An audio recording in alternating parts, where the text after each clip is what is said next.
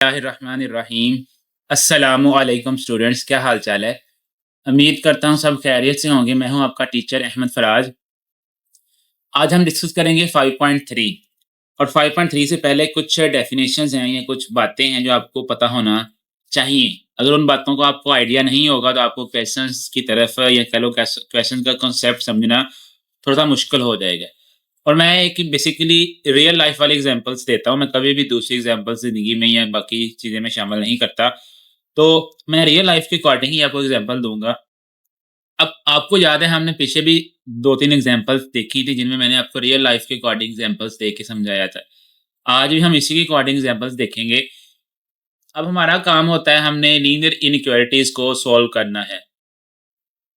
और आपको याद होगा मैंने बताया था कि जो लीनियर इनइक्वालिटीज़ हैं बेसिकली हमारी डेली लाइफ में कहाँ-कहाँ यूज़ होती हैं। जैसा कि हमने कोई चीज़ खरीदनी होती है, तो खरीदने के लिए हम जब किसी शॉप पे जाते हैं, तो हमारा अपना माइंड होता है कि हमने कितने की चीज़ लेनी है और आगे दुकानदार का अलग माइंड होता है कि मैंने कितने की चीज़ बेचनी है। और एक टाइम आता है जब हम उसको चीज़ खरीद लेते हैं, फिर वो उसका वो सॉल्यूशन बन जाता है, ठीक है? हम फिर वो चीज़ को मतलब कि आप वो चीज़ हासिल कर लेते हैं, उसका वो सॉल्यूशन हो जाता है, ठीक है? मगर वो कैसे होता है सारा कुछ हम देखते हैं। इसमें सबसे पहले आपके पास लीनियर प्रोग्रामिंग क्या है? लीनियर प्रोग्रामिंग आपको याद होगा मैंने बताया था कि ऐसा मेथड जिसमें हम लीनियर इनइक्वालिटीज़ को सॉल्व करते हैं, वो आपका लीनियर प्रोग्रामिंग कहलाता है। अब जिसमें हमारे पास कोई मैक्सिमम नंबर आता हो या मिनिमम नंबर आता हो, वो भी आपका लीनियर प्रोग्रामिंग के अंदर ही होता है असल में। अब उसमें 1-2 चीज़ें होती हैं, एक होता है आपका ऑब्जेक्टिव फंक्शन, ठीक है? एक होता है आपके पास ऑप्टिमल सॉल्यूशन। अब ऑब्जेक्टिव फंक्शन क्या होता है? मतलब कि आप समझ लें सिंपल सी अल्फाज में कि आप का जैसे आप कपड़ा खरीदने जाते हैं, आपका जो रेट है, रेट बुक मतलब कि आपका कहते हैं वो इसका रेट ₹2000 है। अब वो रेट जो है बेसिकली वो आपका ऑब्जेक्ट है। वो आपका ऑब्जेक्टिव है कि हमने रेट कम या ज़्यादा करवाना है या हमने इस हिसाब से ये चीज़ लेनी है। आपके माइंड में होता है मैंने 1500 की लेनी है, दुकानदार का माइंड होता है मैंने 2200 या 2300 की चीज़ लेनी है, ठीक है? वो है आपका ऑब्जेक्टिव फंक्शन। अब उसका जो सॉल्यूशन फिर निकलता है, वो सॉल्यूशन असल में निकलता है जो हम चीज़ खरीद लेते हैं उसके बाद जो हम चीज़ मुहैया करते हैं, वो आपका सॉल्यूशन होता है। वो आपका सॉल्यूशन मैक्सिमम भी हो सकता है, वो आपका सॉल्यूशन मिनिमम भी हो सकता है। ऐसे ही आपका जो ऑब्जेक्टिव फंक्शंस हैं, वो भी आपके मैक्सिमम होते हैं और आपके मिनिमम होते हैं। तो a function which is to be maximized और minimized is called objective functions. और ऑप्टिमल सॉल्यूशन क्या होगा था? Feasible solution. अब फिज़िबल सॉल्यूशन क्या होता है? जो फिज़िबल रीजन के अंदर सॉल्यूशंस हम निकालते हैं, वो सॉल्यूशंस फिज़िबल सॉल्यूशंस होते हैं। वो आपके मैक्सिमाइज़ भी होते हैं और मिनिमाइज़ भी होते हैं। द ऑब्जेक्टिव फंक्शन किसको करते हैं? ऑब्जेक्टिव फंक्शंस को इज़ कॉल्ड ऑप्टिमल सॉल्यूशंस। अब इसको हमने सॉल्व या हल किस तरीके से करना है, उसके कुछ मेथड हैं। आपने मेथड पिछले लेक्चर में सीखे थे, जो एसोसिएटेड इक्वेशंस बनाते थे हम लोग। फिर उसके बाद हम क्या करते थे, टेस्टिंग पॉइंट या हम एक्स इंटरसेप्ट और वाई इंटरसेप्ट फाइंड करते थे। ये सारा कुछ हमने इसी इन क्वेश्चन में भी करना है, साथ-साथ हमने ये ध्यान रखना है कि हमारे पास जो सॉल्यूशंस आते हैं उसको हमने किस तरह हल करना है। आपने क्या करना है, आपके पास एक ऑब्जेक्टिव फंक्शन गिवन होगा, उसमें आपने कॉर्नर पॉइंट्स को क्या करना है, पुट करना है। जो हमारे पास फिज़िबल रीजन होगा, वहाँ से हमने कॉर्नर पॉइंट्स निकालने हैं। उन कॉर्नर पॉइंट्स को आपने क्या करना है फिर, देखें ज़रा, ये आपके पास ऑब्जेक्टिव फंक्शन गिवन होगा, जो आपके पास गिवन है। उसमें आपने कॉर्नर पॉइंट्स को क्या करना है, पुट करना है, किस लिए? ऑप्टिमल सॉल्यूशन फाइंड करने के लिए। वो आपका ऑप्टिमल सॉल्यूशन क्या होगा? वो आपका मैक्सिमम भी हो सकता है, वो आपका मिनिमम भी हो सकता है, ठीक है? आइए ज़रा देखते हैं अब 5.3। 5.3 में हम क्या करेंगे, 5.3 को हमने किस तरह सॉल्व करना है। मैंने सारा आपको मेथड पहले बता दिया है। जिसको 5.1, 5.2 आती है वो इजीली इसको सॉल्व कर लेगा। या अगर कोई बच्चा या कोई स्टूडेंट डायरेक्ट 5.3 पे आ रहा है, तो मैं उसके लिए एक क्वेश्चन को दोबारा सॉल्व कर देता हूँ, एक क्वेश्चन। बाकी क्वेश्चन आपके सेम इसी मेथड से होने। और जिसको 5.3 डायरेक्ट आप आ रहे हैं, जो बच्चा इस डायरेक्ट इस पे आता है, बेशक वो 5.3 बेशक सारी कर ले एक दफ़ा, उसको 5.2 भी आ जाएगी, उसको 5.1 भी आ जाएगी। मगर एक दफ़ा आपको क्वेश्चंस वो देखने पड़ेंगे किस तरह वो क्वेश्चन का मेथड या कह लो कि उस क्वेश्चन में पूछा क्या गया है, ठीक है? आइए 5.3 स्टार्ट करते हैं। 5.3 में अगर देखा जाए तो आपके पास ये इक्वेशंस गिवन हैं, जिसमें आपको याद होगा हमने सबसे पहले क्या करना है, लीनियर इनइक्वालिटीज़ हैं, इनको आपने कन्वर्ट करना होता है एसोसिएटेड इक्वेशंस के अंदर। तो ये जो टर्म है ये बेसिकली हमें बताती है फिजिबल रीजन के बारे में। और फिजिबल रीजन का मीनिंग होता है कि वो रीजन जहाँ आप फिक्स हो जाएंगे। और ये अगर अगर गौर करें इधर आपका एक्स भी पॉजिटिव है और वाई भी पॉजिटिव, और एक्स आपका इक्वल टू 0 भी है और वाई इक्वल टू 0 भी है। और इसका मीनिंग है ये आपका फर्स्ट क्वाड्रेंट में लाई कर रहा है सारा कुछ। ठीक है, आपका कहाँ लाई कर रहा है? फर्स्ट क्वाड्रेंट के अंदर। अब आपने क्या करना है, आपने इसका सॉल्यूशंस फाइंड करने हैं, ऑप्टिमल सॉल्यूशंस। अब ऑप्टिमल सॉल्यूशंस फाइंड करने के लिए हमारे एक ऑब्जेक्टिव फंक्शन दिया गया है जो हमारे पास गिवन है। इसमें आपने जस्ट पॉइंट्स को पुट करना है और आपके पास उसके ऑप्टिमल सॉल्यूशंस फाइंड हो जाएंगे। अब वो पॉइंट कौन से होते हैं? वो पॉइंट आपके होंगे कॉर्नर पॉइंट्स। ठीक है, कोने वाले जो पॉइंट हैं जहाँ आपकी लाइन इंटरसेक्ट कर रही हैं वो आपके कॉर्नर पॉइंट्स हैं, मगर वो रीजन के अंदर हों। अगर रीजन के बाहर है फिर वो आपके कॉर्नर पॉइंट्स शामिल नहीं होंगे। अब सबसे पहले जो स्टेप नंबर 1 है, स्टेप नंबर 1 में हम क्या करते हैं? स्टेप नंबर 1 में हमने क्या करना होता है? एसोसिएटेड इक्वेशंस बनानी होती हैं। अब एसोसिएटेड इक्वेशंस कैसे बनती हैं? आपने जो आपकी लीनियर इनइक्वालिटीज़ है उनके साइन की जो जगह है उसकी जगह आपने क्या करना है? इक्वल का साइन तब्दील या कह लो कि चेंज करके लगा देना है, रिप्लेस कर देना है। जहाँ लेस देन या इक्वल देन का साइन है वहाँ आपने जस्ट अकेला इक्वल का साइन यूज़ करना है। ऐसे ही आपकी इक्वेशन नंबर 1 और इक्वेशन नंबर 2 देखें आपके पास एसोसिएटेड बन चुकी हैं। इनमें अब काम क्या करना है? इसमें आपके पास नेक्स्ट काम ये है कि आपने इनमें एक्स इंटरसेप्ट और वाई इंटरसेप्ट निकालना है। अब एक्स इंटरसेप्ट कैसे निकालते हैं? जब आपने एक्स इंटरसेप्ट निकालना हो आप क्या करते हैं? वाई को 0 रख के मतलब वाई 0 पुट करते हैं, आपका एक्स इंटरसेप्ट निकल आता है। जब आपने वाई इंटरसेप्ट निकालना हो तो आप एक्स 0 पुट करते हैं और आपका वाई इंटरसेप्ट निकल आता है। ठीक है, मगर देखें इधर आपका एक्स 0 पुट किया, वाई की टर्म निकल आई। अब आपके पास एक्स कोऑर्डिनेट 0 है और वाई कोऑर्डिनेट कितना है? 4। तो आपके पास एक पॉइंट बन चुका है। सेम ऐसे आपने वाई 0 पुट किया तो आपका ये एक कोऑर्डिनेट है। ऐसे आपने फिर उससे पुट करने के बाद आपने क्या निकाला? एक्स निकाला। अब ये पुट कहाँ करना है? पुट करना है आपने इक्वेशन नंबर 1 के अंदर। ऐसे ही सेम काम आपने इक्वेशन नंबर 2 में करना है। एक्स इंटरसेप्ट और वाई इंटरसेप्ट निकालने के बाद आपका काम है इसकी टेस्टिंग पॉइंट करना। टेस्टिंग पॉइंट कहते हैं कि आपने एक्स की जगह और वाई की जगह 0 पुट करना है, मगर किस में? इक्वेशन में नहीं, बल्कि लीनियर इनइक्वालिटी जो आपका एक्सप्रेशन है, जो आपका क्वेश्चन है, उसमें पुट करना है। पहले 1 के अंदर फिर 2 के अंदर। जब पुट करेंगे आपने देखना है क्या उसका आंसर ट्रू आता है या नहीं। अगर ट्रू आएगा तो उसका मीनिंग ये होता है कि आपने जब ग्राफ को शेड करना होता है ना, जैसे आपका ये ग्राफ है इसमें आपने शेड करना था, आप टू वर्ड्स ओरिजिन करेंगे। ठीक है, मगर अगर आपका फाल्स आएगा उसका मीनिंग ये होता है कि आपने अवे टू ओरिजिन उसको शेड करना है। ठीक है जी। अब जब अवे टू ओरिजिन शेड करना है उसका मेथड फिर आपको मैंने बता दिया कब? जब आपके पास इसका आंसर क्या आ जाए?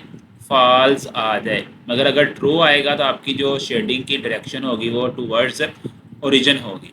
सेम देखें इसका भी ट्रू आता है तो इसकी भी शेडिंग की जो डायरेक्शन होनी है वो टूवर्ड्स ओरिजिन ही होनी इस तरफ को। अब ज़रा गौर करें, ये आपके पास ग्राफ है, ये आपकी जो ऊपर वाली लाइन है ये आपकी लाइन नंबर 1 है और ये नीचे वाली जो लाइन है ये लाइन नंबर 2 है। अब लाइन नंबर 2 का भी टूवर्ड्स ओरिजिन था इस तरफ को, असल में ये इस तरफ को बनना है सेम। ठीक है, और लाइन 1 का भी टूवर्ड्स ओरिजिन है, ये भी इस तरफ को आपका ग्राफ शेड होगा। अब इसमें जो आपकी लाइन इंटरसेक्ट कर रही है रीजन के अंदर अंदर, उनके अंदर जो पॉइंट्स बन रहे हैं वो आपके क्या कहलाते हैं? Corner points. अब कॉर्नर पॉइंट्स होते कैसे भला? आपके सामने ये पॉइंट्स, एक ये वाला है जहाँ दो लाइंस आपस में क्या कर रही हैं? इंटरसेक्ट, उसको हम बोलते हैं कॉर्नर पॉइंट। एक पॉइंट आपका ये वाला है, एक पॉइंट आपका ये वाला। ठीक है, एक पॉइंट आपका ये वाला और एक पॉइंट आपका ये वाला है जहाँ आपकी लाइन इंटरसेक्ट कर रही है। ये 3 पॉइंट्स आपके पास गिवन है। ठीक है, मगर चौथा पॉइंट आपके पास गिवन है नहीं है। फिर हम क्या करेंगे? चौथा पॉइंट हम फाइंड करेंगे। वो फाइंड किस तरह करना है? सिंपल आपने क्या करना है? चौथा पॉइंट निकालने के लिए आपके पास जो इक्वेशन नंबर 1 और इक्वेशन नंबर 2 जो गिवन है उसमें सिंपल आपने क्या करना है? इसको हल करना है, सॉल्व करना है इक्वेशन मेथड से। आप लोग 9th 10th first year second year में आप ये सिंपल मेथड्स करते आ रहे हैं। 6 7 में भी आपने किया होगा ये वाले क्वेश्चन। सिंपल मेथड जो हम इक्वेशंस को सॉल्व करते हैं, ठीक है, वही मेथड यूज़ करके इसको सॉल्व करेंगे। आपके पास एक पॉइंट निकल आएगा जिसको हम बोलेंगे वो आपका कॉर्नर पॉइंट निकल आया। 3 पॉइंट आपके पास पहले मौजूद थे ओरिजिन के साथ, एक दूसरा पॉइंट, एक पॉइंट आपका और निकल आया। अब ये इतना क्वेश्चन आपका 5.4 में भी था, यहाँ तक आपका 5.4 का क्वेश्चन कंप्लीट हो जाता है। अब जिस बच्चे को 5.2 सॉरी 5.4 कह रहा हूँ 5.2 5.2 जो आपने जिस बच्चे ने नहीं की, वो अगर इतना क्वेश्चन करेगा आपकी 5.2 कंप्लीट हो जाएगी। अगर ऊपर जहाँ आपने शेडिंग जस्ट सीखी है वहाँ तक करेंगे आपकी 5.1 भी कंप्लीट हो जाएगी। 5.21 में भी आपने कॉर्नर पॉइंट निकालने थे किसी क्वेश्चन के अंदर, 5.2 में भी आपने कॉर्नर पॉइंट निकालने, मगर 5.3 में कॉर्नर पॉइंट निकालने के बाद आपका काम है ऑब्जेक्टिव फंक्शंस के सॉल्यूशंस फाइंड करना। अब ऑब्जेक्टिव फंक्शन इसकी एग्जांपल मैं कैसे दूं आपको भला? इसकी एग्जांपल मैं ऐसे दे सकता हूं कि हम किसी शॉप पे जाते हैं। अब शॉप वाले से हमने क्या खरीदना है? कपड़ा। अब कपड़ा आपका असल में ऑब्जेक्टिव फंक्शन नहीं है, असल में उसका जो रेट है वो आपका ऑब्जेक्टिव है। कपड़ा तो आपने खरीदना ही खरीदना है, मगर रेट मेन होता है कि रेट हमने किस रेट से आपने चीज़ खरीदनी है। अब जो रेट का सलूशन निकलेगा वो कौन सा निकलेगा? जो आप चीज़ खरीद लेंगे वो आपका सलूशन बन जाएगा कि हमने इस चीज़ या इस रेट से वो चीज़ खरीदी है। अब आप जब जाते हैं शॉप पे, आप दुकानदार से उसका रेट पूछते हैं, आपको दुकानदार रेट बताता है। अब वो उसका मकसद क्या होता है दुकानदार का? उसने मुनाफा कमाना होता है। अब वो आपको रेट ज़्यादा ही बताता है हमेशा। अब आपकी कोशिश होती है कि मैं रेट कम के अंदर चीज़ खरीद लूँ, मगर अगर दुकानदार का जो रेट फॉर एग्जाम्पल जिसने वो आपकी उसकी जो कीमतें खरीद है, अगर वो उससे आप कम बताते हैं तो आपका उसमें कह लो कि आपकी बातचीत मुकम्मल, या कह लो कि आप बात नहीं बनती आपकी, वो चीज़ आप नहीं खरीद सकते। मगर अगर आप उस रेट से थोड़ा सा एक्स्ट्रा भी बताते हैं, दुकानदार किसी पॉइंट पे आपका राज़ी हो जाता है और आप वो चीज़ खरीद लेते हैं। ऐसे ही ये आपके पास रेट उसने बता दिया हुआ है, मगर इसमें वो चेंजिंग आ सकती है क्योंकि अकॉर्डिंग टू ग्राहक चेंजिंग आएगी। अब वो चेंजिंग जो आएगी वो आपके वो बेसिकली समझ लें आपके वो कॉर्नर पॉइंट्स हैं। फादर पर आपका ये पहला ग्राहक है, ये आपका दूसरा ग्राहक है, ये आपका तीसरा ग्राहक है, ये आपका चौथा ग्राहक है। ठीक है, हमने फाइंड करना था मैक्सिमम सोल्यूशन, या कह लो कि मैक्सिमम किस ग्राहक या कौन ग्राहक है जो आपका मैक्सिमम रेट देगा। हमने क्या किया, हमने उस फंक्शन के अंदर पहले पहले ग्राहक की वैल्यू पुट की। जब पहले ग्राहक की वैल्यू पुट की तो वो तकरीबन जितने की उसने चीज़ खरीदी थी वो उतनी ही कीमत दे रहा था, मतलब कि कोई भी मुनाफा नहीं दे रहा था। तो उसने कहा मैं चीज़ नहीं बेच सकता। सेम एक और ग्राहक आता है, वो आपको ये वाली वैल्यू देता है। अब वो जब उसके अकॉर्डिंग देखते हैं तो उसको कुछ ना कुछ मुनाफा होता है, मगर वो रीज़नेबल मुनाफा नहीं होता। मतलब 100 रुपये की उसने चीज़ खरीदी है, वो 110 तक तकरीबन आपका आता है, तो उससे तो उसका अपना खर्चा भी पूरा नहीं होता। तो वो क्या कहता है, वो भी कहता है मैं चीज़ नहीं बेच सकता इस मुनाफे के ऊपर। अब एक और ग्राहक आता है, वो भी उसको रीज़नेबल नहीं लगता। चौथा ग्राहक जो आता है उसके ऊपर उसके पास मैक्सिमम उसकी वैल्यू आ जाती है। बेसिकली जो हमारा काम है ना, हमारा काम ये है इस क्वेश्चन में हमने इन कॉर्नर पॉइंट्स को पुट करना है। कॉर्नर पॉइंट्स पुट करने के बाद जिस पॉइंट से आपके क्वेश्चन में उसने पूछा कि मैक्सिमम बताएं क्या होगा, जिस पॉइंट को पुट करने से आपका मैक्सिमम आंसर आएगा वो वाला पॉइंट जो है वो आपका सोल्यूशन पॉइंट कहलाएगा। ऑप्टिमल सोल्यूशन बेसिकली वो बन जाएगा। वही कॉर्नर पॉइंट आपका मैक्सिमम आपको आंसर दे रहा है। इसलिए आपका फंक्शन किस पॉइंट पे मैक्सिमम हो रहा है, मतलब आपका फंक्शन कौन सा? ऑब्जेक्टिव फंक्शन किस पॉइंट पे मैक्सिमम है? 16 और 12 के ऊपर। ये था आपका क्वेश्चन नंबर 1। क्वेश्चन नंबर 2 भी सेम ऐसा है, वो क्वेश्चन आप खुद करेंगे। ठीक है, बाकी तकरीबन इस क्वेश्चन एक्सरसाइज के आपने पहले 6 क्वेश्चंस करने हैं, बाकी क्वेश्चन आप ना कीजिएगा। पेपर के पॉइंट ऑफ व्यू के मुताबिक आपके पहले 6 अगर आप हल करेंगे आपका पेपर हल हो जाएगा। ठीक है,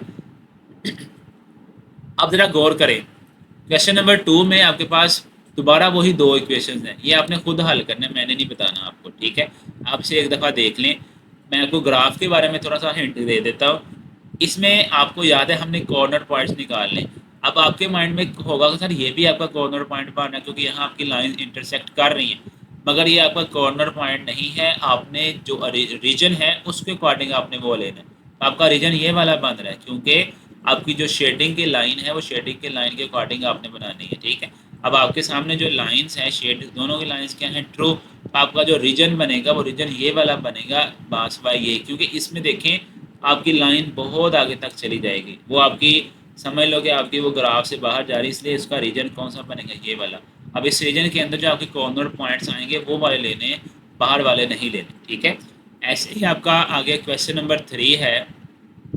3 भी क्वेश्चन आपके पास सेम उसी तरह है, बस फ़र्क सिर्फ इतना सा है, उसमें आपकी 3 इक्वेशंस आ जाएंगी, 3 लीनियर इनइक्वालिटीज़ आपके पास गिवन है। इन तीनों को आपने क्या करना है, सोल्व करना है। सोल्व कैसे करना है मैं आपको बताता हूँ। सबसे पहले आपने इसकी एसोसिएटेड इक्वेशन बनानी है, ये वाली, ठीक है। ये बनाने के बाद आपके पास ये बन चुकी हैं। आपने क्या किया, इनइक्वालिटी का साइन ख़त्म किया और ऊपर उसके ऊपर क्या किया, हमने इक्वल का साइन दर्ज कर दिया।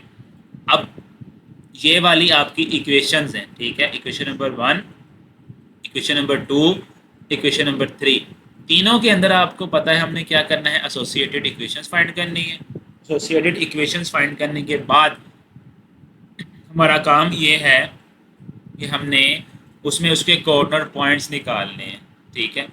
अब मेन काम आपको याद है, एसोसिएटेड के बाद हम क्या करते हैं, एक्स इंटरसेप्ट और वाई इंटरसेप्ट फाइंड करते हैं। एक्स इंटरसेप्ट इसका भी इसी तरह, x intercept y intercept equation number 2 का भी, और सेम इसी तरह एक्स इंटरसेप्ट और वाई इंटरसेप्ट इक्वेशन नंबर 3 का भी।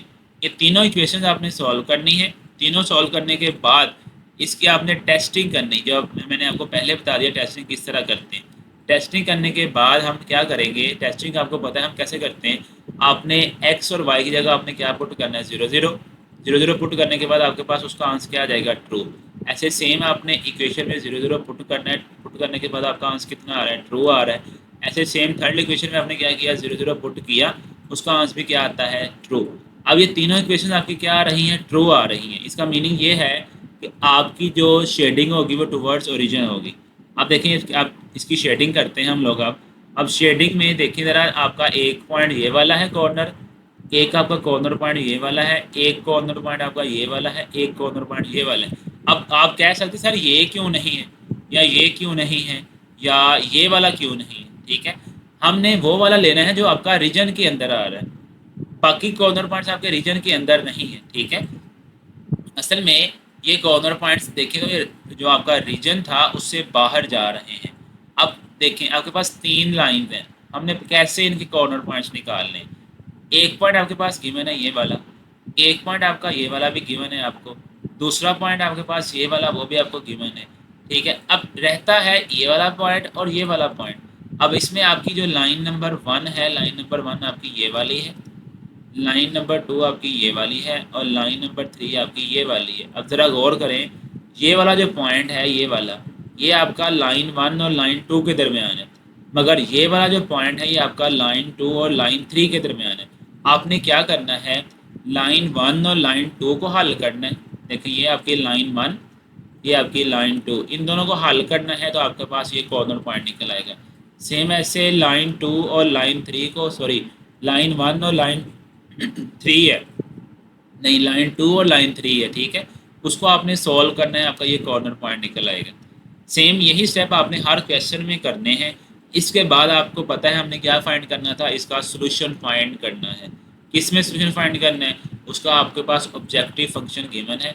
आपके पास जितने भी आपके कॉर्नर पॉइंट्स आते हैं, 5 आते हैं, 6 आते हैं, सारे के सारे आपने पुट करने हैं। पुट करने के बाद आपके पास जो आप इसका मैक्सिमम आंसर आएगा किस नंबर पे, वो आपका उसका सोल्यूशन कहलाएगा। वो आपका मैक्सिमम आंसर आता है 0 और 3 के ऊपर, जो 9 आ रहा है, ठीक है। ये आपका सोल्यूशन बन जाएगा। सेम यही स्टेप आपने हर क्वेश्चन में बारी बारी करना है, इंशाल्लाह आपको समझ आएगी, ठीक है। ये आपका क्वेश्चन नंबर 4, इसको अगर आप ध्यान से देख लें, ठीक है। आगे आपका क्वेश्चन नंबर 5 आ रहा है, वो भी देखें ध्यान से, ठीक है जी।